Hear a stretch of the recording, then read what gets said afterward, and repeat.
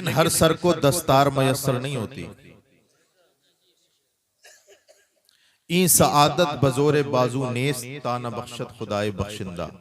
ये फजीलतें, ये अजमतें, ये बुलंदियां, ये रिफातें तभी मयस्सर होती हैं जब अल्लाह रब्बुल इज्जत चाहता है और जिसके हक में चाहता है। देखिए, एक होती है दस्तारे शराफत,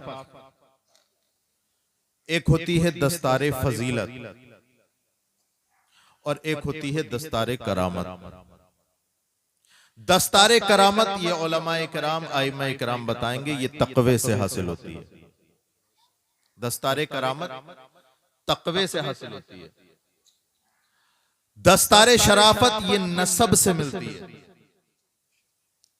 लेकिन तन्हा दस्तारे फजीलत ये एक ऐसी दस्तार है जो मुस्तफा की शरीयत का इल्म पढ़ के मिलती है।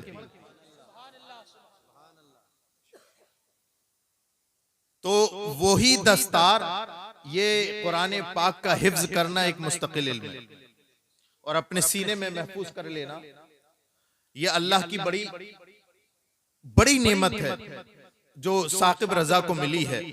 और आज इनके वालिद मोहतरम होते तो आज फूले ना समाते, लेकिन हम नहीं देख रहे। लेकिन हमें ये ईमान, ये हमारा ईमान है और अकीदा है कि उनके बच्चे ने अल्लाह का मुकद्दस कलाम अपने सीने में महफूज किया, उनकी रूह कब्र पर मुस्कुरा रही है। ये फर्जंद का फर्जंद है, ये फर्जंद का जनाब फर्जंद मरहूम उनका फर्जंद है साकिब, और इस साकिब ने उनकी रूह में चमक पैदा कर दी। अल्लाह रब्बुल इज्जत उनकी कब्र पर बेशुमार रहमतें नाजिल फरमाए, और वालिद मोहतरम की तो रूह खुश है ही, साथ में इनकी वालिदा भी मुस्कुरा रही है। और यकीनन वो बड़ी अजमत वाली माएँ हैं। मैं जलसों में बसा औकात कहता हूं कि जलसों में आया करो, सुना करो, लेकिन पर्दे का लिहाज रखकर। ख्वाजा फरीदुद्दीन गंज शकर रहमतुल्लाहि ताला अलैह, बचपन का जमाना था, मोहल्ले पड़ोस की औरतें आई और हजरत ख्वाजा फरीदुद्दीन गंज शकर रहमतुल्लाह अलैह की वालिदा से कहने लगी कि ए फरीदुद्दीन की वालिदा, जरा ये तो बताओ, बच्चा तो हमारा भी उतना ही बड़ा है जितना तुम्हारा है, लेकिन क्या बात है कि हमारे बच्चे गली में गिल्ली डंडा खेलते हैं, लेकिन तुम्हारा बच्चा है फरीद, वो हर वक्त मुस्तफा के तराने पढ़ता रहता है। ये मैं उन माओं को दर्स देना चाहता हूं जो शौक रखती हैं इस बात का कि उनका बच्चा भी रसूलुल्लाह की शरीयत का आलिम बने, अल्लाह के मुकद्दस कलाम का हाफिज बने। ए फरीदुद्दीन की माँ, ये तो बता, सुन रहे हैं आप? तवज्जो है, तवज्जो है। अच्छा, ए फरीदुद्दीन की माँ, जरा ये तो बताइए। देखो ऐसा है मेरे प्यारों, ये जब आप बार बार आओगे ना तो लोगों का जहन भटकेगा। आप मेरी तकरीर सुकून से बैठ के सुन ले, और अगर जो नजराना आपको देना ही है, मना नहीं करना चाहिए तो बाद में भी दे सकते हैं, लेकिन इस वक्त मैं जो यहां पर बैठा हूं ना, मैं कुछ बताने के लिए बैठा हूं। ये उलमाए किराम का ना वक्त बड़ा कीमती है, आपका भी वक्त कीमती है। मेहमान है, उन्हें जाना है, मुझे अपने वक्त का लिहाज रखना है। ऐसा नहीं है कि मैं 2 मुकर्रिर 3 मुकर्रिरों का वक्त खुद ही खत्म कर दूं। ये तो मौलाना फैजान साहब की जो है ये जर्रा नवाजी है कि साहब उन्होंने अपना वक्त मुझे दे दिया। लेकिन क्या अच्छा होता कि नाते पाक 2 या 3 पढ़ने के बजाय 1 पढ़ी जाती और हमारे इमाम साहब मौलाना रफी साहब को अभी नंबर आ जाता। लेकिन इंशाअल्लाह मेरी तकरीर के बाद 2 शेर उनके भी सुनना, सुनेंगे ना। हमारे बैठे हैं इमाम साहब आपकी मस्जिद के, और इनकी आवाज माशाअल्लाह बहुत उम्दा आवाज है। अल्लाह रब्बुल इज्जत और इन्हें लहने अजीम अता फरमाए। ए फरीदुद्दीन की वालिदा, जरा ये तो बता कि हमारा बच्चा भी उतना ही बड़ा है और तेरा बच्चा भी उतना बड़ा। हमारा बच्चा दिन भर खेल में पड़ा रहता है, और एक तेरा बच्चा है जो हर वक्त मुस्तफा के नगमे पढ़ता रहता है। तो हजरत फरीदुद्दीन की माँ की आंखों में आंसू आ गए और कहने लगी, ए पूछने वाली, इसमें तन्हा कमाल फरीदुद्दीन का नहीं है? मेरी माँ सुने जरा और इस बात को अपने दिल में घर कर ले। ऐ पूछने वाली, इसमें कमाल सिर्फ फरीदुद्दीन का नहीं है, कसम खुदा की जिसने मुझे फरीदुद्दीन जैसा बेटा नवाजा है, मैंने अय्यामे रज़ाअत में दूध पिलाने के दिनों में मैंने फरीदुद्दीन को जब जब दूध पिलाया है, कसम खुदा की वुजू करके पिलाया है। सुभान अल्लाह, नारे तकबीर, नारे रिसालत, सैयद रेहान मियां साहिब किबला जिंदाबाद जिंदाबाद। सुभान अल्लाह। जब जब उसे दूध पिलाया, वुजू करके पिलाया, और वुजू करके जब माँ अपने बच्चे को दूध पिलाएगी, कसम खुदा की मैं ये कहना चाहता हूँ कि फरीदुद्दीन तो पैदा नहीं, लेकिन फरीदुद्दीन का गुलाम जरूर पैदा होगा। बेशक। सुभान अल्लाह, सुभान अल्लाह। ये माँ जो है इनकी साकिब साहब की, अल्लाह उन्हें खूब तरक्कियां दे और उनके आंगन में खूब बहारें पैदा करे, उनके वालिद के कब्र पर नूर और रहमत की बारिशें फरमाए, बेशुमार बारिशें फरमाए। मैं बड़ा राजी होता हूं ऐसे माँ बाप से जो अपने बच्चों को इल्म दीन की तरफ करते हैं। मैंने कुरान पाक की एक आयत पढ़ी है दस्तार के ताल्लुक से। भीकनपुर के रहने वालों, आप जानते हो इस बात को कि आप जब कुरान बोलते हो तो उसके साथ शरीफ भी लगाते हो। जब कुरान बोलते हो तो उसके साथ फुरकान भी लगाते हो। तो जिस तरह कुरान शरीफ है, जिस तरह कुरान फुरकान है, इसी तरीके से कुरान हकीम है। तवज्जो है, सुनते रहना। मुसलमानों में मैं किसी और की बात करता ही नहीं। मैंने जो आयत पढ़ी है कुरान की, कुरान ने उसमें बीमारी बताई है मुसलमानों की, और उस बीमारी का इलाज भी बताया। अब मुसलमानों में क्या बीमारियां हैं? नमाज़ें छोड़ने की बीमारी, रोजे ना रखने की बीमारी, मालदार होते हुए, मालिक निसाब होते हुए ज़कात न देने की बीमारी, इस्तिताअत के बावजूद हज न करने की बीमारी, मामलात में आ जाए तो दूध में पानी मिलाने की बीमारी, सूद खाने की बीमारी, सूद देने की बीमारी, और सूद के दरमियान के मामलात करने की बीमारी, शराब पीने की बीमारी,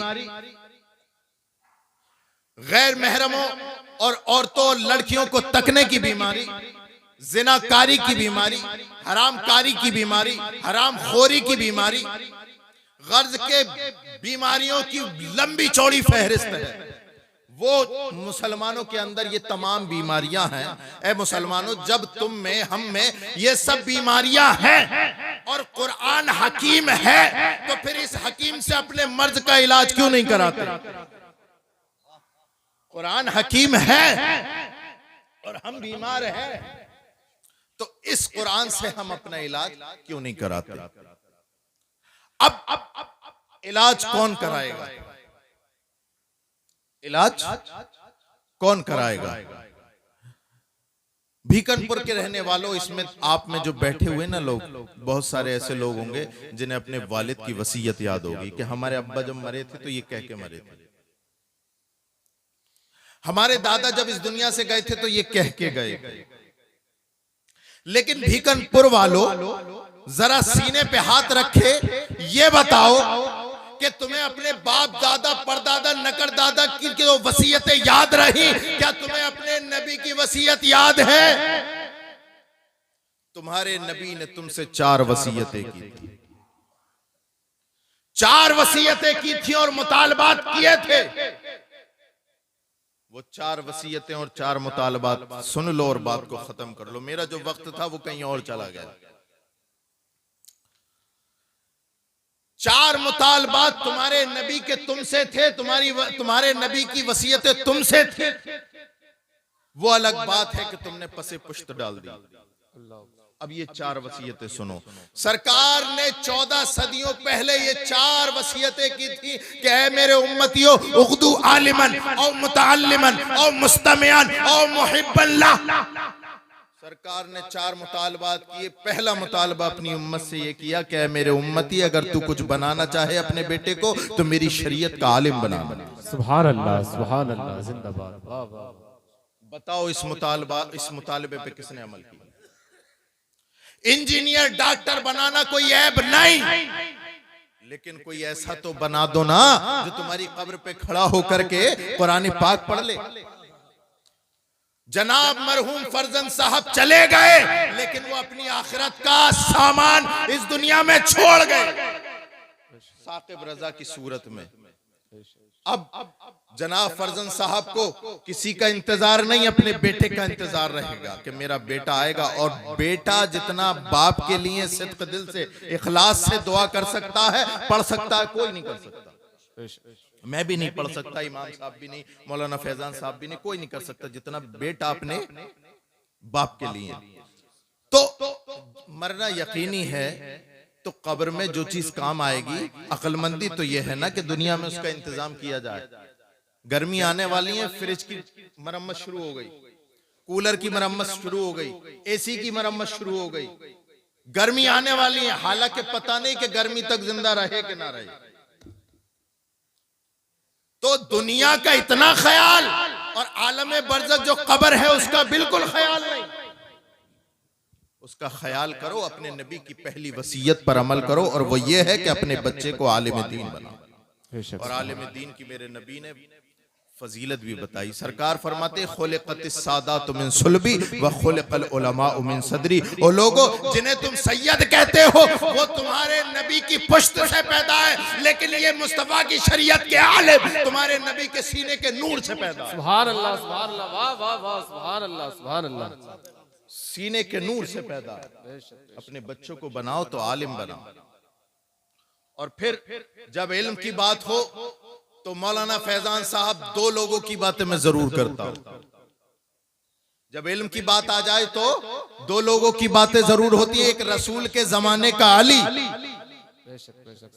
एक रसूल के जमाने का अली, और एक आले रसूल के जमाने का गुलाम अली, बरेली का ताजदार इमाम इश्क व मोहब्बत, मुल्के सुखन की शाही, तुमको रजा मुसल्लम, जिस सब आ गए हो सिक्के बिठा दिए। सुभान अल्लाह। नारे तकबीर, नारे रिसालत, फैज़ाने आला हज़रत, मसलके आला हज़रत, जिंदाबाद जिंदाबाद। सुभान अल्लाह।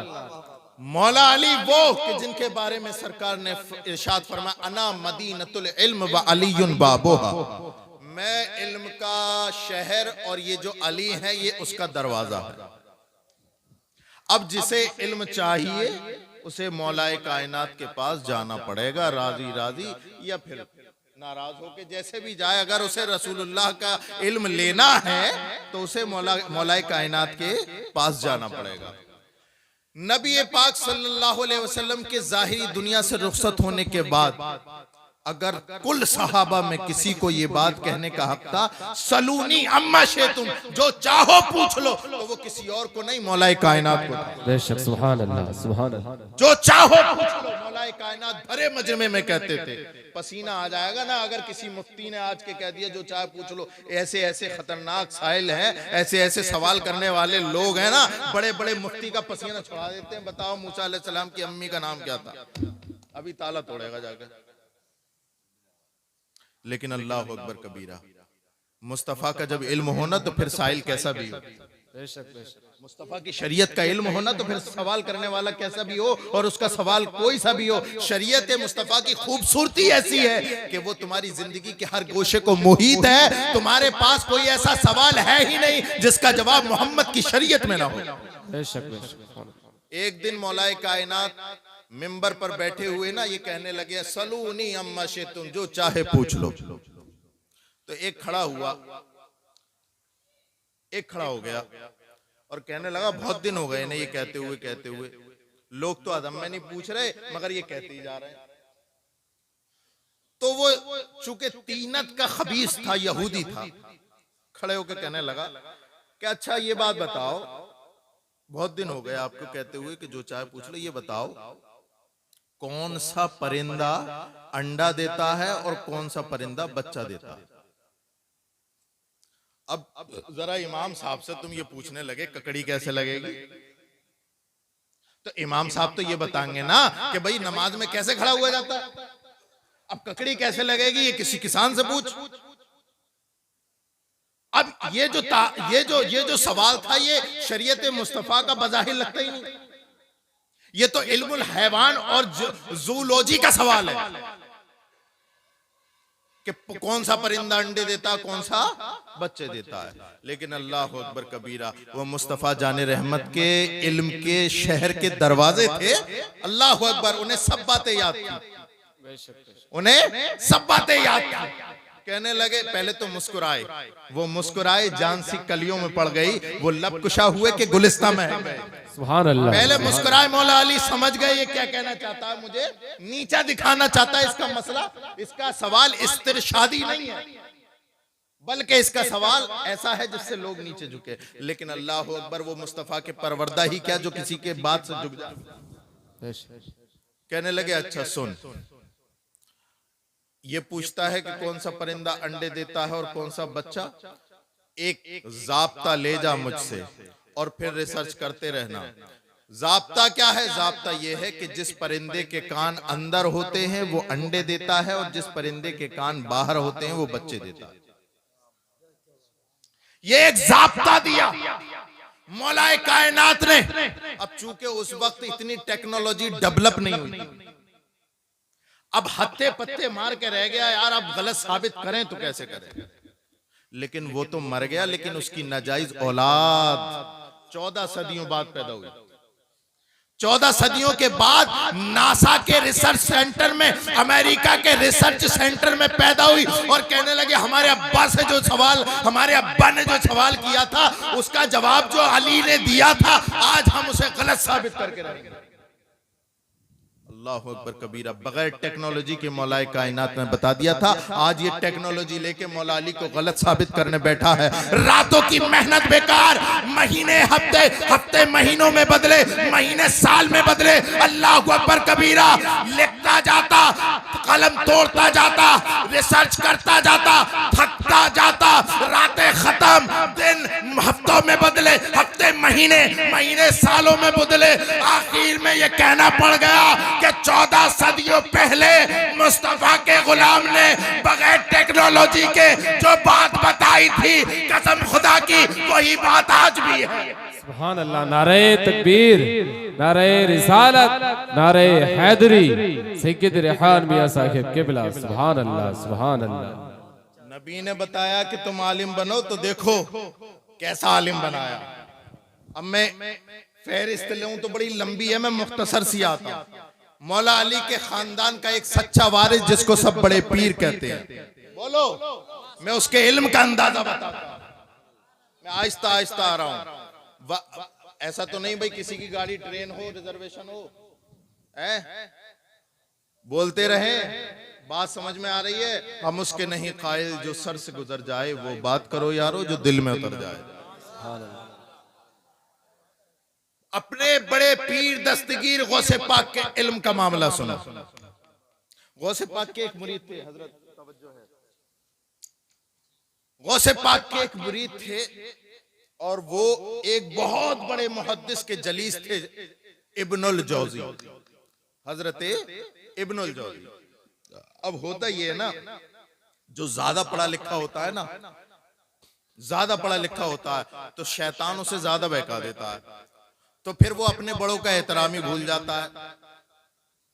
उलमा इकराम जो जी इस्तेदाद हैं, बुजुर्ग हैं, उनका एहतराम ही भूल जाता है। और अगर पीर पढ़ा लिखा हुआ भी हो, फिर भी आलिम ज्यादा वक्त नहीं देता, बोले कि तो पीर है। मैं इस वजह से नहीं बात कर रहा हूं कि मैं आलिम होने की हैसियत से बात कर रहा हूं। इब्नुल जौजी से कहा गौसे पाक के मुरीद ने कि मुहद्दिस साहब, आप हदीसें तो बहुत बयान करते हैं, तफसीरें बड़ी बयान करने, एक दिन हमारे पीर साहब के पास तो चलो।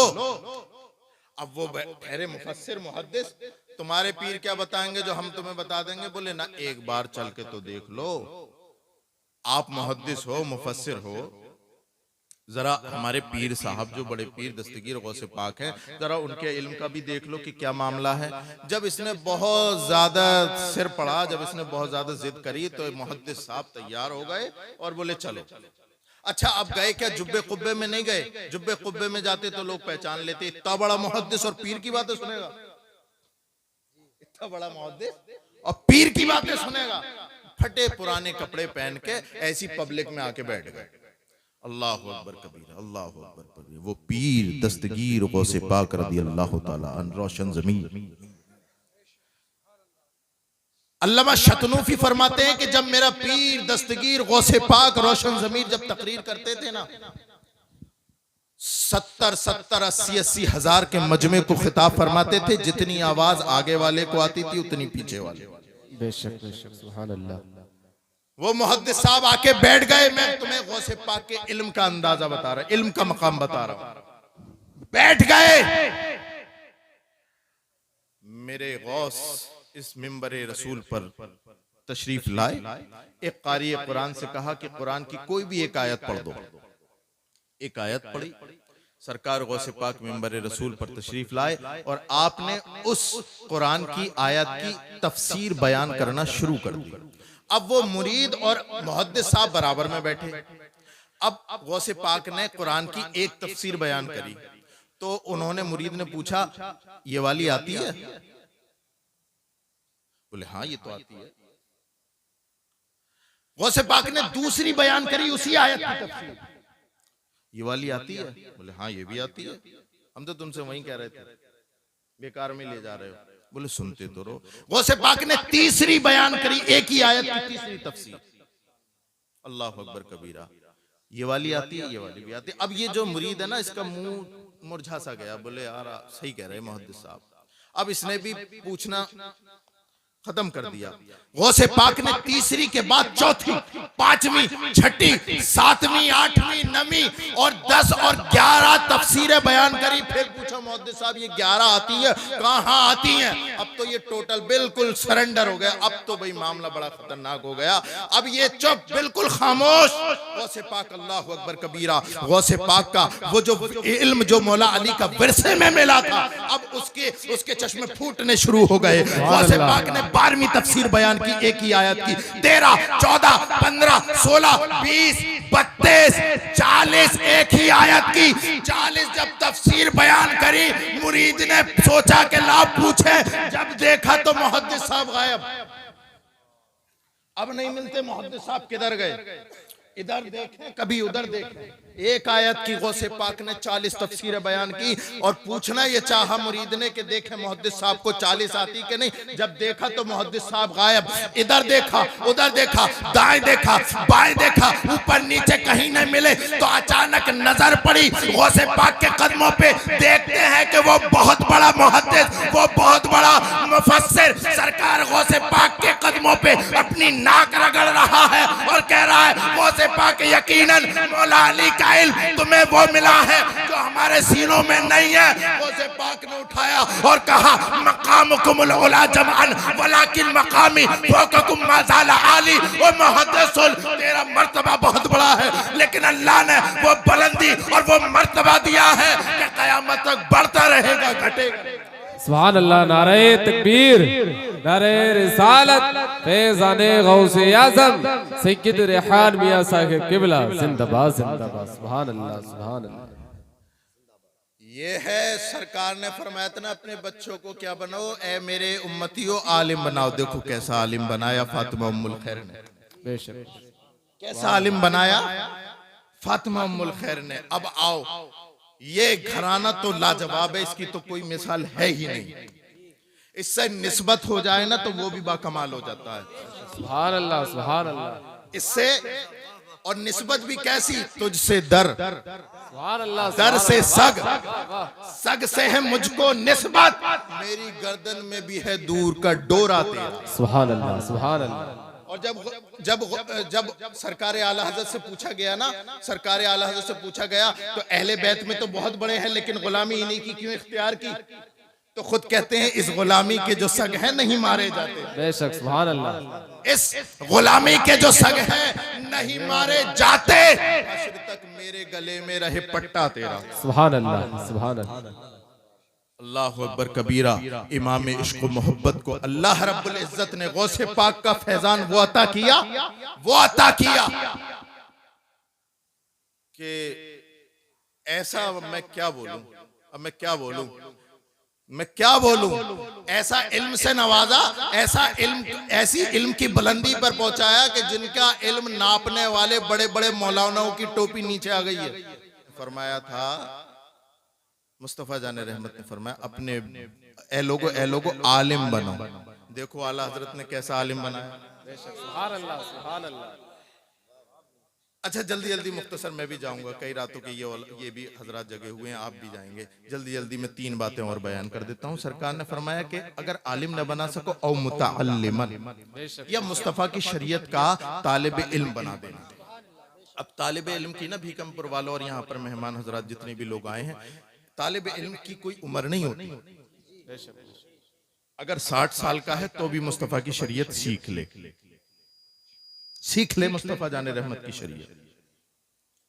होता क्या है, 60 साल की उम्र हो गई, 70 साल की उम्र हो गई, वुजू करने का तरीका नहीं, यहां तक कि नमाज पढ़ने के तो बहुत दूर की बात, नमाज में किस तरह खड़ा हुआ जाता है ये सलीका नहीं। 50-50 साल नमाज पढ़ते हुए अब बेचारा कोई जिसे आता है। अच्छा एक बात बताएं, इस पूरे मजमे में क्या कोई हाथ खड़ा करके ये बता सकता है कि हमने वुजू करने का तरीका किताब पढ़ करके सीखा? हमारे अब्बा भी ऐसी करते थे तो हमने भी ऐसी कर लिया, हमने अपने बड़ों को देखा ऐसी कर लिया। अब अगर कोई गलत कर रहा हो और कोई बता दे अब्बा ऐसे नहीं ऐसे करते हैं वुजू, मसा ऐसे नहीं, ये चूमा चाटी नहीं होती मसे में, मसा इस तरह से किया जाता है। अगर ये बता दे कोई, अच्छा तुझे ज्यादा पता है, आज ही आया नमाज पढ़ने, हमारी कमी निकाल लिया। हमारी उम्र, हमें 50 साल हो गए नमाज पढ़ते हुए, हमें सिखाएगा कैसे वुजू करेंगे? अपनी नमाज पढ़ो और निकल ले। और इमाम साहब ने भी बता दिया ना तो फिर हाथ बांध ली। इमाम साहब की तो फिर खैर ही नहीं है, उससे तो नहीं लड़ सकता। सबसे कमजोर कांधा इमाम का ही होता, घर का सारा गुस्सा यहीं उतरता, जिसकी कहीं ना चले मस्जिद में चलती है। तो इमाम साहब ने अगर कह दिया कि भाई नमाज पढ़, रुक जाओ भाई, रुक जाओ, नमाज पढ़ने का तरीका सीख लो। अरे आता तो इमाम साहब, कुछ और बताओ। तो मैं ये कहना चाहता हूँ, चलते चलते मैं कहना चाहता हूँ कि अगर तुम आलिम नहीं बन सके तो कम से कम रसूलुल्लाह की शरीयत के आलिम मुतालिम ही बन जाओ। एक नौजवान साहबी थे, सरकार की बारगाह में बैठे हुए हजरत जिब्रील आ गए और कहने लगे या रसूलल्लाह, ये जो नौजवान बैठा है ना, ये अभी मरने वाला है चंद लम्हात के बाद। ये कह के चले गए हजरत जिब्रील, सरकार की आंखों में आंसू आ गए। नौजवान ने पूछा या रसूलल्लाह, अभी खुश थे, अचानक आंखों में आंसू क्यों रो रहे हैं? नौजवान से कहा कि नौजवान, अभी अभी हजरत जिब्रील आए, उन्होंने बताया कि तू चंद लम्हात के बाद मरने वाला। मैं तुम्हें दर्स देकर जा रहा हूं, सबक देकर जा रहा हूं, चंद लम्हात के बाद मरने वाला। अब जैसे ही नौजवान ने सुना, बीकनपुर वालों अगर तुम सुन लेते, बोले चंद घंटों के बाद तो मन्ना, ला 2-4 को लेके मरे। बोले मन्ना तो है ही, ला 2-4 का सर फाड़ दे। अच्छा अब जेल में भी नहीं पढ़ सकते क्योंकि मरना है 1-8 घंटे के बाद, उम्र कैद भी नहीं हो सकती। लेकिन नहीं, वो मुस्तफा जाने रहमत की बारगाह के अदब याफ्ता, वो दूर बैठे थे और करीब हो गए और कहने लगे या रसूल अल्लाह, अब क्या मैं अपने बाप के पास जाऊं या अपनी माँ के पास जाऊं? मैं ये जानता हूं या रसूल अल्लाह, इन बाकी चंद लम्हों में मैं ये जानता हूं या रसूल अल्लाह, मेरे लिए मेरी माँ इतनी मेहरबान नहीं जितना मेहरबान खुदा का रसूल है। मैं कहीं नहीं जाऊंगा या रसूल अल्लाह। अब दूर बैठा था ना और करीब हो गया, करीब आ गया और कहने लगा या रसूल, अब आप बताएं मैं क्या करूं? सरकार ने फरमाया, ओ कुछ सीखना चाहता है तो सुन, इश्तगिल बित्ताल्लुम, ओ सुन, अब कहीं जाने की जरूरत नहीं, तू मेरी शरीयत का मसला पूछता जा और मैं मुस्तफा तुझे उसका जवाब देता जाऊंगा। सुभान अल्लाह, सुभान अल्लाह, जिंदाबाद। यानी सरकार ने हमें ये बता दिया कि अगर तुम्हें ये मालूम चल जाए कि तुम चंद मिनट बाद मरने वाले हो तो अपनी इस बकिया जिंदगी को रायगा न करना, बल्कि मुस्तफा की शरीयत का कम से कम एक मसला सीख के मरना। 2 मुतालबे, उर्दू आलिमन, आलिम बनो और मुतअल्लिमन, या तालिब इल्म बनो। तीसरा मुतालबा था और मुस्तमिअन, सरकार फरमाते हो लोगों अगर आलिम भी न बन सको या मुतालिम भी न बन सको तो फिर ऐसा ना करना कि किसी गवैये के गाने सुनना, किसी तवाइफा का और नाचने वाली के गाने सुनना, बल्कि उन उलमा को सुनना कि जब वो बोलते हैं या तो खुदा का कलाम पढ़ते हैं या रसूलुल्लाह की हदीस पढ़ते हैं। सुभान अल्लाह, जिंदाबाद जिंदाबाद, सुभान अल्लाह, माशाअल्लाह, अल्लाहु अकबर, या रसूल अल्लाह, जिंदाबाद, आला हज़रत आला जिंदाबाद, अल्लाह। अब है क्या नौजवानों, अब मैं क्या बात करूं, मैं क्या बताऊं, मैं आप लोग बड़े प्यार से सुन रहे हो, बिल्कुल ऐसा लग रहा है कि अभी बैठे हैं। और मैं देख रहा हूं जहां तक मेरी नजर जा रही है, अल्लाह का बड़ा फजल है, सोया भी कोई नहीं है। ये मौलाना फैजान साहब कह रहे हैं बहुत सीधे है, सो जाना चाहिए था। अल्लाह रब्बुल इज्जत आपकी इस बेदारी को आपके लिए जरिए नजात बनाए। नौजवानों, सरकार ने फरमाया था तुम्हारे लिए, या तो मैं नौजवानों से मुखातिब हूं, या तो आलिम बनो या मुतालिम, या फिर आलिमों को सुनने वाला, यानी फिर तीसरे नंबर पे भी आलिम के कदमों में बिठा दिया। लेकिन तुमने इस अपने नबी की वसीयत को पसे पुश्त डाल दिया और तुमने आलिम को तो नहीं सुना, नचनियों को सुना, डैग में सीडी, डैग में पिलक लगा करके गाने सुने। जानते हो सरकार फरमाते हैं कि मेरी उम्मत में 4 ऐसे फितने होंगे जो मेरी उम्मत को हलाक करके रख देंगे, बर्बाद कर देंगे मेरी उम्मत को। आखिरुहा अलगना, उनमें चौथा होगा गाना, जिसकी वजह से मेरी कौम बर्बाद हो जाएगी। वो होगा, नौजवानों बोलो क्या? गाना। गाना सुनने का अजाब समझते हो? सरकार फरमाते हैं मन जलसा इला कीनतिन सुब्बा फी उज़निही अल-आनिक। सरकार फरमाते हैं जो गाने सुनता है ना, कल कयामत के दिन उसके कानों में शीशा पिलगा के डाला जाएगा। 14 सदियों पहले मेरे नबी फरमा गए, ओ लोगों गाना तुम्हें हलाक बर्बाद कर देगा। 14 सदियों पहले बता के गए, लेकिन उसका असर क्या हुआ? हर टेम्पो में डैग। कोई सी कार है कि जिसमें डैग नहीं?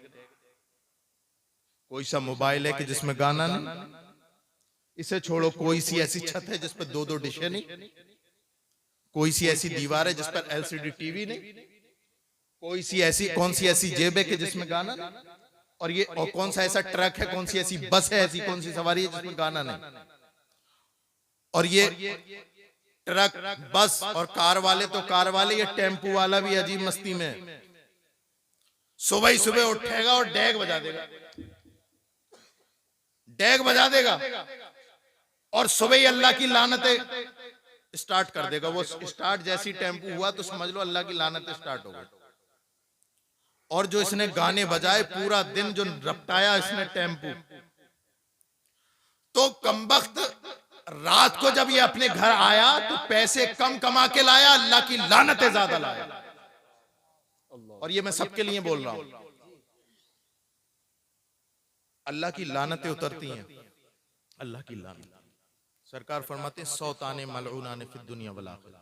2 आवाजें ऐसी हैं, जमीन के जिस हिस्से से बुलंद होती है ना, अल्लाह उसी हिस्से पर अपनी लानतें भेजता है। रन्नतुन इंदा मुसीबतिन व मिज़मारुन इंदा नेमा।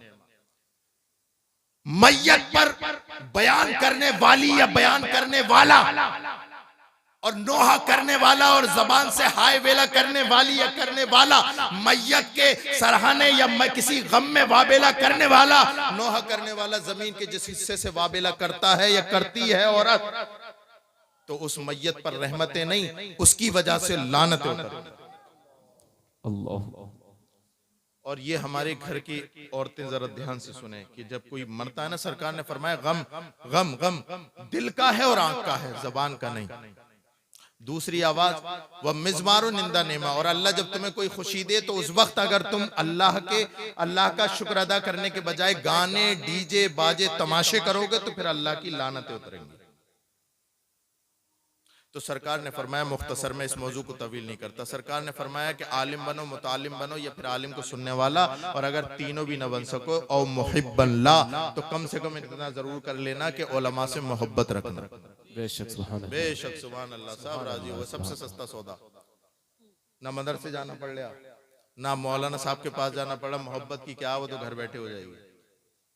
लेकिन कम से कम करो तो अपने उलमा की मोहब्बत, अपने उलमा से मोहब्बत करो, सिद्क दिल से करो। इसलिए कि ये तुम्हारा जो, तुम्हारे बाप दादा जो छोड़कर गए, ये सरमाया खत्म हो जाएगा। हो सकता है तुम्हारे गले का सांप भी बन जाए, अजदहा भी बन जाए, लेकिन मुस्तफ़ा जो उलमा की सूरत में अपना विरसा छोड़ के गए हैं, ये तुम्हारी कब्र में भी, हश्र में भी और हर जगह काम आएगा। सुभान अल्लाह। उलमा से मोहब्बत रखो ना, उलमा से मोहब्बत। अल्लाह रब्बुल इज्जत कुरान मजीद में इरशाद फरमाता है, अफला यतदब्बरून अल कुरान अम अला कुलूबिन अक़फ़ालुहा। ए लोगों, कुरान में गौर व फिक्र क्यों नहीं करते, कुरान से सबक हासिल क्यों नहीं करते? क्या तुम्हारे दिलों पर ताले लगे हुए हैं? अपने दिलों के तालों को खोलो, मुस्तफ़ा की शरीयत को सीखो और अपने बच्चों को नबी पाक सल्लल्लाहु अलैहि वसल्लम का दीवाना बनाओ। अल्लाह के हुजूर दुआ है कि अल्लाह रब्बुल इज्जत हमारा यहाँ आना बैठना कबूल फरमाए।